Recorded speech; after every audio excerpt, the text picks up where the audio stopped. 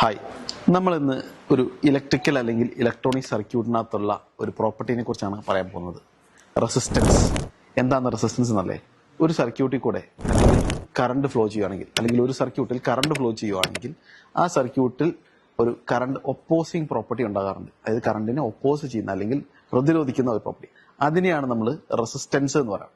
ഇനി നമുക്ക് ആർട്ടിഫിഷ്യലായിട്ട് അല്ലെങ്കിൽ ഒരു സർക്യൂട്ടിൽ റെസിസ്റ്റൻസ് ഉണ്ടാക്കാൻ നമുക്കൊരു കമ്പൗണ്ട് യൂസ് ചെയ്യാൻ പറ്റും. ഒരു ഇലക്ട്രോണിക് കമ്പോണന്റ് യൂസ് ചെയ്യാൻ പറ്റും, അല്ലെങ്കിൽ ഒരു ഇലക്ട്രിക്കൽ കമ്പോണന്റ് യൂസ് ചെയ്യാൻ പറ്റും.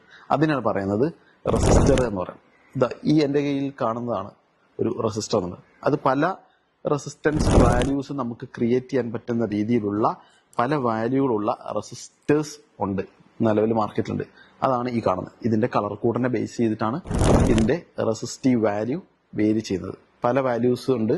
ഈ പല വാല്യൂസും ഇതിനകത്തുള്ള കളർ കോഡ് ഉണ്ട്. ആ കളർ കോഡിനെ ബേസ് ചെയ്ത് മാത്രമാണ് ഈ റെസിസ്റ്റീവ് വാല്യൂസ് വേരി ചെയ്യുക, അല്ലെങ്കിൽ ആ സർക്യൂട്ടിന്റെ റെസിസ്റ്റൻസ് വേരി ചെയ്യുക. മറ്റൊരു വീഡിയോ ആയിട്ട് നമുക്കിനി കാണാം.